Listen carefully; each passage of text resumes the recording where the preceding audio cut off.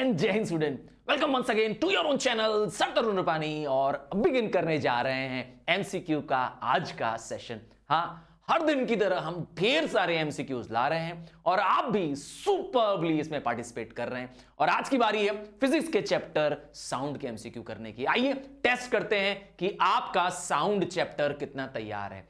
एकदम basic MCQs हैं और मुझे कमेंट में आपके आंसर्स का हमेशा वेट रहता है। तो शुरुआत हो जाइए। आइए देखते हैं क्वेश्चन नंबर 1। लगातार एमसीक्यू सेशंस आपके लिए ले रहा हूं मैं और सैंपल पेपर्स भी आपके लिए सॉल्व कर रहा हूं। हाँ, sample papers of the subjects already uploaded है, आप जाएं चेक करें और यस स्वयं भी लगाइए। स्क्रीन पे पहला क्वेश्चन आता हुआ तो आपको चेक करना है आपका कंसेप्ट कितना प्रिपेयर है। तो ये तरीका है अपने आप को जज करने का। Frequency of Audible sound range, जो साउंड रेंज आप सुन सकते हैं उसे ऑडिबल रेंज कहा गया है। तो उस साउंड रेंज फ्रीक्वेंसी क्या है? क्या आप बिलो 20 हर्ट्ज सुन सकते हैं? जवाब है नहीं, क्योंकि ये तो इंफ्रासोनिक साउंड होती है। 20 हर्ट्ज से लेके 20,000 हर्ट्ज, क्या ये आप साउंड रेंज की फ्रीक्वेंसी सुन पाते हैं? हाँ, इसी का दूसरा नाम है ऑडिबल रेंज। इसी का नाम है ऑडिबल रेंज ऑफ फ्रीक्वेंसी। इसका मतलब है यही हमारा आंसर है। और ये कौन सी है अबव 20,000 हर्ट्ज? अल्ट्रासोनिक। अगेन ये हमारा ईयर ये फ्रीक्वेंसी साउंड नहीं सुन पाता है। हाँ भाई, एक लिमिट है हमारे पास कितने फ्रीक्वेंसीज को हम सुन पाएंगे। Next, which sound waves are inaudible to human beings. हाँ, हम लोगों को लिए इनऑडिबल रेंज क्या है? पहले ही क्वेश्चन में हिंट मिल गया। तो इंफ्रासोनिक इनऑडिबल है, अल्ट्रासोनिक इनऑडिबल है। ये एम्पलीट्यूड, ये नाम की कौन सी साउंड वेव्स होती है? तो इसको छोड़ दे, है ना। इसका मतलब आपका ए भी सही है, बी भी सही है, तो आपका आंसर डी होना चाहिए। और आपने भी डी लिखा है, यू आर एब्सोल्युटली राइट। हाँ, ढेर सारे डीज मुझे दिखाई दे रहे हैं। हाँ, और डी साबित करते हैं कि आपका कंसेप्ट क्लियर है। The wave velocity, frequency and wavelength, तीन टर्म है। वेव वेलोसिटी सिंबल है वी, फ्रीक्वेंसी सिंबल है एफ, और वेवलेंथ का सिंबल है ये लैम्डा। हाँ, वाई को उल्टा कर दो तो लैम्डा बन जाता है ना, वाई को पलट दो, हाँ इन्वर्ट कर दो तो लैम्डा बन जाता है। तो ये तीन वैल्यूज हैं, आपको इनको क्या करना है, इनका रिलेशन बताना है। क्या कहते हैं, क्या इनसे कोई फॉर्मूला बन रहा है? हाँ, इससे फॉर्मूला बन रहा है और वो फॉर्मूला है velocity. Wave velocity is the product of frequency and wavelength. अगर आपने कहा ऑप्शन ए सर यही होगा, then you are absolutely right. यही आपका आंसर होगा, option A. B C D, हाँ, जब आपको पहले ही ऑप्शन में आंसर मिल जाए और आप श्योर हो तो प्लीज आगे के ऑप्शंस के लिए कंफ्यूजन मत लिया करिए, क्योंकि जितना आप ऑप्शंस पढ़ेंगे उतना आप कंफ्यूज होंगे। चलो आगे बढ़ते हैं। Next, an object is vibrating eight 4000 hertz. आपको हर्ट्ज से पता चल गया, हर्ट्ज से पता चल गया कि इसकी फ्रीक्वेंसी है। फ्रीक्वेंसी कितना बता दिया आपको? 4000 हर्ट्ज। हर्ट्ज के लिए पर सेकेंड भी यूज किया जा सकता है। तो ये फ्रीक्वेंसी है। आपसे पूछ रहा है दी टाइम पीरियड, क्या निकालना है आपको? टाइम पीरियड निकालना है। तो टाइम पीरियड का फॉर्मूला होना चाहिए 1 अपॉन फ्रीक्वेंसी। का मतलब हो गया 1 अपॉन 4000। दैट मीन्स 1 को डिवाइड करेंगे 4000 से। ऑब्वियस बात है, आपको डेसिमल चाहिए, 0 चाहिए, 1 2 3, अभी नहीं हो रहा है 4, है ना, 4 0 दे दिया। अब आपके पास क्या है? अब आपके पास है 4 0 नहीं 3 0। हाँ भाई, एक 0 एक्स्ट्रा क्यों दे रहे हैं? 3 0, ठीक है, ऊपर 3 0 लगेगा और आपके पास आ जाएगा 4 2 जा 8, 4 2 जा 8, और आपके पास बचा 2000 और एक 0 लगा दिया, 4 5 जा 20। तो आपका आंसर हो जाएगा यस, क्या आपके पास आंसर आ गया? आपके पास आंसर आ गया ऑप्शन सी। हाँ, न 1 है न बी है, दैट इज न ए सही है न बी सही है। हाँ, थोड़ा सा आप खुद पेन डाउन कर लोगे तो इजी हो जाएगा। ये आपका आंसर होगा 0.00025 सेकेंड। अगला question, the speed of sound. आपको पता है साउंड वेव की स्पीड सबसे ज्यादा किस में होती है? सॉलिड में होती है कि लिक्विड में होती है कि गैस में होती है? हाँ, सॉलिड में होती है, याद रखिएगा। तो इसमें अब सॉलिड क्या है? अब तो बता दो, हिंट दे दिया मैंने आपको। हाँ, सॉलिड है इसमें कॉपर। तो सॉलिड में साउंड की वेव, साउंड की स्पीड सबसे मैक्सिमम होती है। ठीक है, ये एयर है, इसमें बहुत कम होती है, वाटर में भी कम होती है, और वैक्यूम में तो साउंड ट्रेवल ही नहीं करती है। ठीक है, तो answer is A because it is solid. Next, forming compression and rarefaction.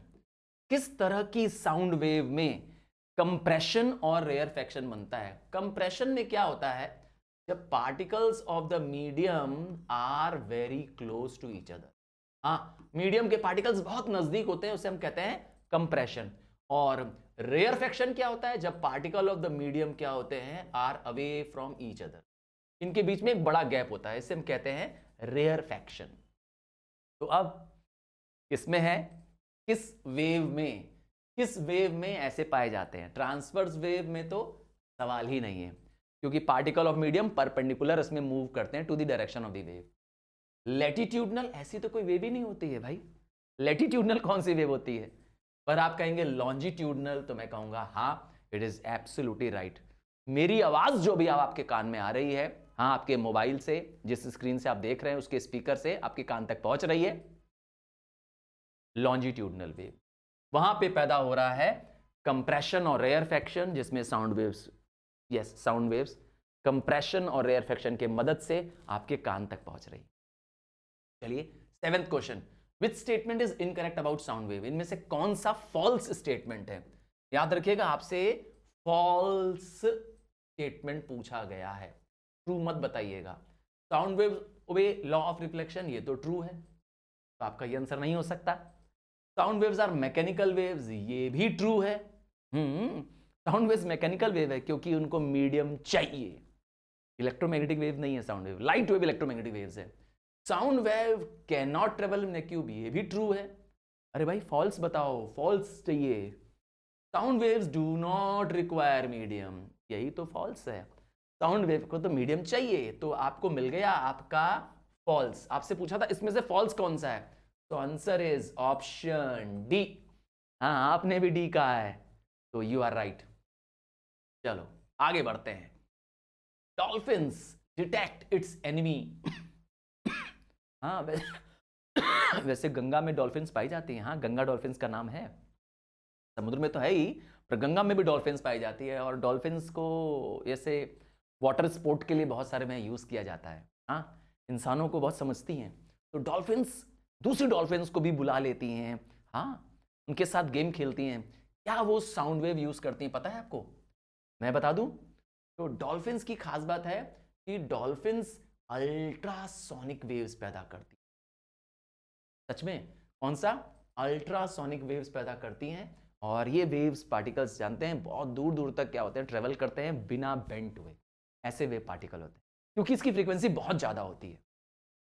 एक समझिए कि एक टॉर्च लाइट है, जैसे निकल रही है दूर तक, हाँ, एक बीम ऑफ लाइट ऐसे निकलती है ये infrasonic waves. Answer is A, ultrasonic. Next word है सोनार। पहले तो सोनार को क्लियर कर लो कि सोनार का फुल फॉर्म क्या है। Sonar is sound navigation, sound navigation and ranging, that is सोनार।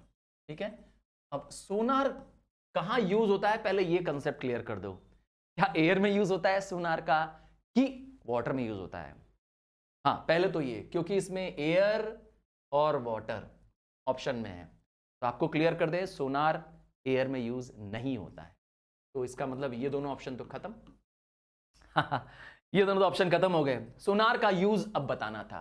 तो साउंड नेविगेशन एंड रेंजिंग है पानी के अंदर, अगर कोई छुपा खजाना है। पानी के अंदर अगर ढेर सारी मछलियां हैं को पता करना हो तो सोनार बड़े कमाल की चीज है और वो हेल्प करता है distance, velocity, direction of the objects in. हाँ, आप शिकार करने जा रहे हैं मछली का, आप सोनार से पता कर सकते हैं। डेप्थ ऑफ द सी पता करना है, सोनार से पता कर सकते हैं। आइसबर्ग है तो ऑब्जेक्ट्स की डेंसिटी, डिस्टेंस, वेलोसिटी और डायरेक्शन सब कुछ बताता है सोनार। चलिए आपके लिए एक वर्ड छोड़े जा रहा हूं, आपको इसका फुल फॉर्म बताना है। हाँ, अभी अभी लिखो, देखूं कि मेरे कितने सुपरस्टार्स इसका सही फुल फॉर्म लिखते हैं। राडार। हाँ, यूज एयर में, ये तो अब आप जानते हैं। राडार का स्पेस क्राफ्ट के हाँ डायरेक्शन को डिटेक्ट करता है, स्पीड को बताता है। चलिए फुल फॉर्म बताइएगा राडार का मुझे। हाँ, मैं वेट कर रहा हूं आप लोगों का, याद रखिएगा। अगला एमसीक्यू तब तक आ चुका है। Natural vibration. अगर कोई बॉडी नेचुरली वाइब्रेट कर रही है तो उसका वाइब्रेशन नेचुरल में क्या होता है, बॉडी का जो एम्पलीट्यूड होता है वो चेंज नहीं होता है, बॉडी की फ्रीक्वेंसी चेंज नहीं होती। देखिए एम्पलीट्यूड, ये रहा amplitude, amplitude of the body does not change, दोनों तरफ एम्पलीट्यूड सेम रहता है। तो अगर नेचुरल वाइब्रेशन हो रहा है तो नेचुरल वाइब्रेशन कहाँ हो रहा है, नेचुरल वाइब्रेशन में ये चेंज नहीं होता है। तो ये सिर्फ और सिर्फ वैक्यूम में ही पॉसिबल। हाँ, बॉडी जिसमें कोई एक्सटर्नल पीरियोडिक फोर्स न लगाया जाए, एक बार अगर वो वाइब्रेशन में है तो उस पर्टिकुलर वाइब्रेशन में मेंटेन रहती है, और ऐसा वैक्यूम में ही पॉसिबल है। हाँ, हमारे आसपास अगर आप करेंगे तो नहीं पॉसिबल होगा, क्योंकि एयर में भी क्या होगा, हाँ एयर में भी बॉडी को रेजिस्टेंस मिलेगा। चलो अगला क्वेश्चन आते हैं। इस डायग्राम को पहले देख लो, फिर आपको शायद, ये ऑर्गन पाइप है। हाँ, फ्लूइड टाइप का होता है, बांसुरी टाइप का है, पर इसमें आप देखेंगे कि इसमें विथ वन एंड क्लोज्ड है ना, एक एंड बंद होता है। आपको बताना है इसमें क्या फ्रीक्वेंसीज होती हैं। हाँ, ऑर्गन पाइप शायद आपने नहीं देखा होगा, और अगर देखा है तो आपको इसकी फ्रीक्वेंसीज के बारे में पता होना चाहिए। क्या कहते हैं, 1 2 3 की फ्रीक्वेंसी होती है? नहीं, ये फ्रीक्वेंसी होती है। शायद आपको ध्यान नहीं था, ये थोड़ा टिपिकल क्वेश्चन था, I am sure about it, और कोई बात नहीं, but still you need to know something extra, something unstudied till now. तो ऑर्गन पाइप का रेशियो फिक्स है। हाँ, उनकी फ्रीक्वेंसीज का रेशियो फिक्स है, 1:3:5। ठीक है, 1:3:5। ध्यान देंगे। आइए आगे बढ़ जाते हैं। अगला क्वेश्चन, हाँ कभी कभी out of the box question आते हैं, है ना, घबराना नहीं है उसमें। The periodic vibration of a body in the absence of external force. देखिए क्लियर कट कह रहा है, बॉडी में क्या है, बाहरी फोर्स नहीं लगाया गया है। तो अगर बॉडी में एक्सटर्नल फोर्स नहीं लगाया गया है तो डैम्प्ड वाइब्रेशन तो होगा ही नहीं, इसका मतलब बॉडी के वाइब्रेशंस एम्पलीट्यूड घटेंगे नहीं। दूसरा, फोर्स्ड वाइब्रेशन होगा नहीं, क्योंकि फोर्स्ड में क्या होता है, एक्सटर्नल पीरियोडिक फोर्स लगता है। तो आपने बता ही दिया है ना, कि ये नहीं है। तो बचा एक ही ऑप्शन, ऑप्शन बचा सी, और वो ऑप्शन है नेचुरल वाइब्रेशन, क्योंकि बॉडी अपना ना एम्पलीट्यूड चेंज करेगी ना फ्रीक्वेंसी चेंज करेगी। और ऐसा मैंने कहा हमारे अर्थ में पॉसिबल है नहीं, सिर्फ वैक्यूम में पॉसिबल है। अगर आपके पास वैक्यूम है तो समझ गए, वहां पे अगर बॉडी को वाइब्रेट करेंगे तब होगा। चलिए अगला question, a simple pendulum oscillates in an air. हमारे अगर एयर में अगर हम कोई पेंडुलम रख दें, हाँ कोई चीज हाँ टंगा दें, एक मेटल बॉब टंगा दें थ्रेड से, और उसको क्या करें, टू एंड फ्रो छोड़ दें। हाँ, एयर में, नॉर्मल एयर में, जहाँ पे मैं और तुम ऐसे एयर में हैं, क्या होगा, थोड़ी देर बाद वो स्लो हो जाएगा, उसका एम्पलीट्यूड कम होने लगेगा, और कुछ देर बाद तो पक्का है कि वो स्टॉप हो जाएगा। क्या कहते हैं? तो ऐसे वाइब्रेशंस को कैसा वाइब्रेशन कह रहे हैं, जो एयर में हो रहा है? आप कह रहे हैं डैम्प्ड वाइब्रेशन कहते हैं उसको। Then you are absolutely right, answer is A, damped vibration, क्योंकि उसकी एम्पलीट्यूड में कमी आएगी और धीरे धीरे बॉडी का एम्पलीट्यूड क्या हो जाएगा, the body will come to a stand still. क्यों हो रहा है? क्योंकि it gets friction with the air. ध्यान दीजिएगा। नेक्स्ट अगला क्वेश्चन देखिए, इन विच एम्पलीट्यूड, इन विच वाइब्रेशन, किस तरह के वाइब्रेशन में there is some loss of energy, और वो भी हीट के रूप में। सोचिए अगर कोई एक्सटर्नल पीरियोडिक फोर्स लगा रहे हैं, तो आप तो ताकत लगा रहे हैं, ठीक है, तो आपने फोर्स लगाया तो उसकी तो फ्रीक्वेंसी मेंटेन रहेगी। यहां पे कह रहा है वाइब्रेशन क्या होने वाला है? लॉस होने वाला है, बिकॉज एनर्जी बर्बाद हो रही है हीट के रूप में। फोर्स्ड वाइब्रेशन मैंने बताया एक्सटर्नल पीरियोडिक फोर्स होता है, फ्री और नेचुरल में तो नहीं हो सकता। ये तो कंफर्म गलत है, क्योंकि फ्री वाइब्रेशन नेचुरल वाइब्रेशन में तो क्या होगा? एक्सटर्नल पीरियोडिक फोर्स नहीं होगा और बॉडी का एम्पलीट्यूड और फ्रीक्वेंसी मेंटेन रहेगा। यहां पे तो कह रहा है लॉस ऑफ एनर्जी हो रही है। डैम्प्ड वाइब्रेशन में ऐसा हो रहा होता है, क्योंकि वो एयर के साथ फ्रिक्शन कर जाती है और नतीजा क्या होता है? बॉडी अपनी एनर्जी लूज कर जाती है। Answer is D. थोड़ा सा हट के क्वेश्चन, मैंने पहले ही बोला था बहुत सारे आंसर्स आपके फोर्स में आ रहे थे, बट आंसर इज टी। चलिए अगला question, in damped vibration the force which act on the, जब बॉडी डैम्प्ड वाइब्रेशन कर रही होती है, आइए डैम्प्ड वाइब्रेशन का डायग्राम दिखाऊं।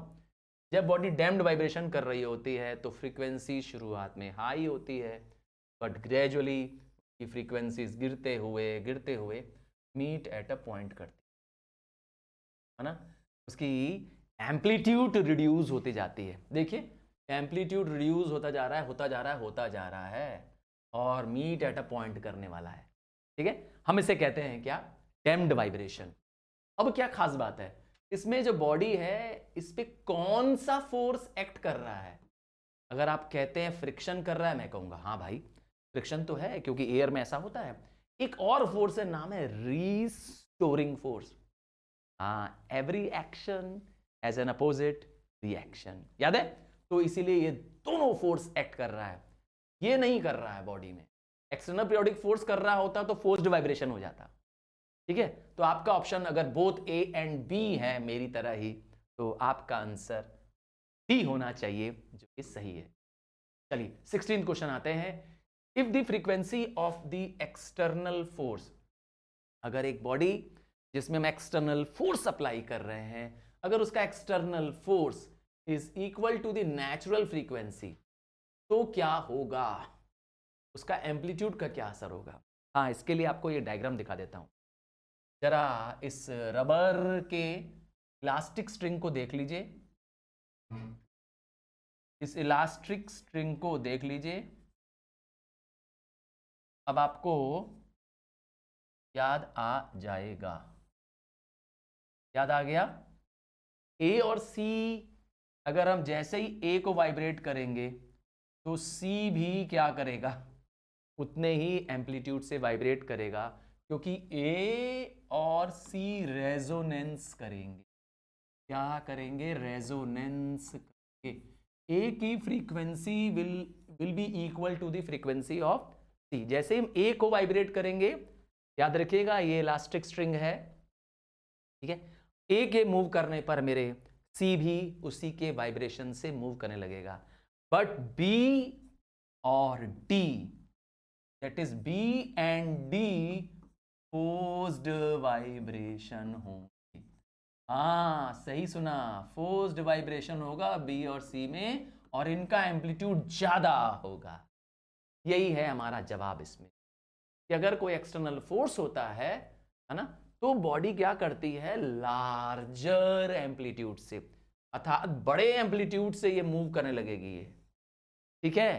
ध्यान दीजिएगा इस बात का। नेक्स्ट आ जाते हैं, मैंने ट्रूप, हाँ अगर सैनिक जो कि लेफ्ट राइट एक साथ करके चलते हैं, हाँ सैनिक तो एक साथ मार्च पास करते हुए चलते हैं, सारे लोगों के कदम एक साथ मिलते हैं, सब एक साथ लेफ्ट, सब एक साथ राइट कर रहे होते हैं। तो अगर कोई ट्रूप चल रहा है और एक सस्पेंशन ब्रिज में चढ़ जाएगा, तो सस्पेंशन ब्रिज तो ब्रेक हो जाएगी, इसीलिए उनको वहां कहा जाता है लेफ्ट ब्रेक। अर्थात मार्च पास नहीं करना है, नॉर्मल इंसानों की तरह चलो भाई। तो कौन सा ऐसा फिनोमेना है जिसमें इसके लिए कहा जाता है कि आप अपने स्टेप्स को ब्रेक कर सकते हैं? क्या कहते हैं? फोर्स्ड वाइब्रेशन है, फ्री वाइब्रेशन है, डैम्प्ड वाइब्रेशन है? तो मैंने ए छोड़ दिया था जानबूझ का, ताकि आप बताएं मुझे। आंसर है ए, रेजोनेंस। हाँ, resonance is a special kind of forced vibration, जिसमें बॉडी की फ्रीक्वेंसी अगर वाइब्रेटिंग बॉडी से मैच कर जाती है, उसके इक्वल हो जाती है, तो जो बॉडी है वो भी क्या करने लगती है, तेज वाइब्रेशंस के साथ मूव करती है, शेयर करती है, इसका मतलब दोनों फ्रीक्वेंसीज। आइए अगला question, the intensity of the sound wave. अच्छा, आई जो इंटेंसिटी है, हाँ, इंटेंसिटी जो है साउंड की, ये किसके बराबर है, किसके प्रोपोर्शनल है? क्या वेलोसिटी के स्क्वायर है और एम्पलीट्यूड ऑफ द वाइब्रेशन के स्क्वायर है, या स्क्वायर ऑफ फ्रीक्वेंसी है और एम्पलीट्यूड है, या फ्रीक्वेंसी वेलोसिटी है, या फ्रीक्वेंसी एरिया है? चलो देखिए, इंटेंसिटी मतलब होता है sound wave passing through a particular surface area. किसी एक पर्टिकुलर सरफेस एरिया से कितनी साउंड वेव्स पास हो रही होती हैं, उसको कहते हैं। तो क्या एरिया से रिलेशन है? जवाब नहीं। क्या किस पे डिपेंड करता है इंटेंसिटी ऑफ साउंड? तो इंटेंसिटी ऑफ साउंड बॉडी के एम्पलीट्यूड पे डिपेंड करता है और स्क्वायर ऑफ द फ्रीक्वेंसी पे डिपेंड करता है। हाँ, तो higher the frequency, higher will be the sound amplitude, sorry intensity. चलिए अगला क्वेश्चन स्क्रीन पे आ गया है, क्वालिटी ऑफ साउंड किस पे डिपेंड करती है? हाँ, क्वालिटी ऑफ साउंड, साउंड के 3 फीचर्स पढ़े थे आपने, लाउडनेस, पिच और क्वालिटी पढ़ा था आपने। तो उसमें से क्वालिटी ऑफ साउंड किस पे डिपेंड करती है? क्या क्वालिटी ऑफ साउंड इंटेंसिटी पे डिपेंड करती है? जवाब नहीं होना चाहिए। सेंसिटिविटी पे डिपेंड करती है, ये तो टर्म था भी नहीं, नहीं, इस पे भी डिपेंड नहीं करती है। क्वालिटी ऑफ साउंड एम्पलीट्यूड पे डिपेंड करती है, ये तो एकदम नहीं है। क्वालिटी ऑफ साउंड डिपेंड करती है नेचर ऑफ वेव पैटर्न। ये जो वेव पैटर्न बनता है कैसा बनता है, ये वेव का जो डिजाइन बन रहा है, वेव फॉर्म, वेव पैटर्न जो बन रहा है, इस पे डिपेंड करती है। तो आपका जवाब होगा नन ऑफ दीज। हाँ, डी होगा आपका आंसर। चलो आगे बढ़ जाते हैं।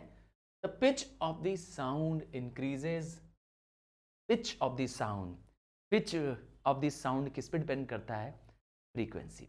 हाँ, मैंने बताया था कि आप पता कर लेते हैं किसी की आवाज़ है फ़ोन पे। हाँ, मोबाइल फ़ोन पे अगर आपको कोई आपका फ्रेंड बात कर रहा है, भले आपने उसका नंबर सेव ना किया हो, फिर भी आप उसकी आवाज़ से पहचान लोगे। हाँ, किसी दिन मेरा फ़ोन अगर तुम्हारे पास आ जाए, है ना, क्या कहते हो, मेरी आवाज़ को पहचान लोगे कि नहीं पहचान लोगे? अरे भाई यस बोलो, लाइक करो, क्या कहते हो?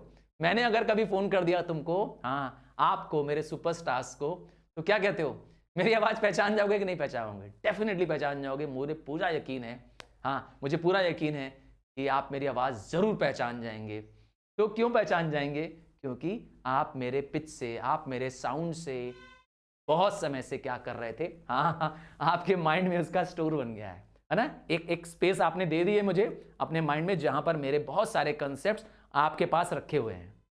तो आपके, मेरी जैसे ही अगली जो सैंपल आएगी, साउंड सैंपल जो सुनाई देगी फोन पे, वो आपको पहचान लेंगे। हाँ, आप मेरी पिच से पहचान लेंगे, आप मेरे क्वालिटी ऑफ साउंड से पहचान लेंगे।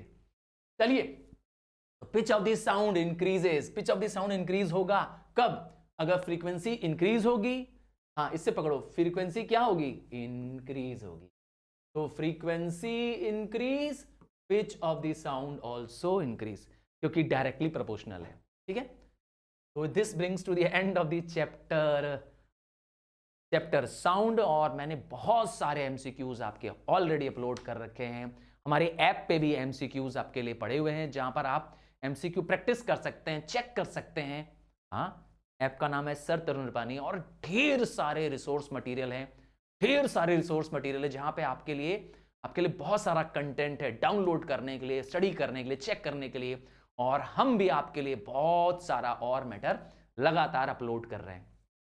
चलिए मिलते हैं अगले एमसीक्यू में, और आपके मार्क्स के साथ मुझे स्कोर बताइएगा कि आपका 20 में से क्या स्कोर आ रहा है।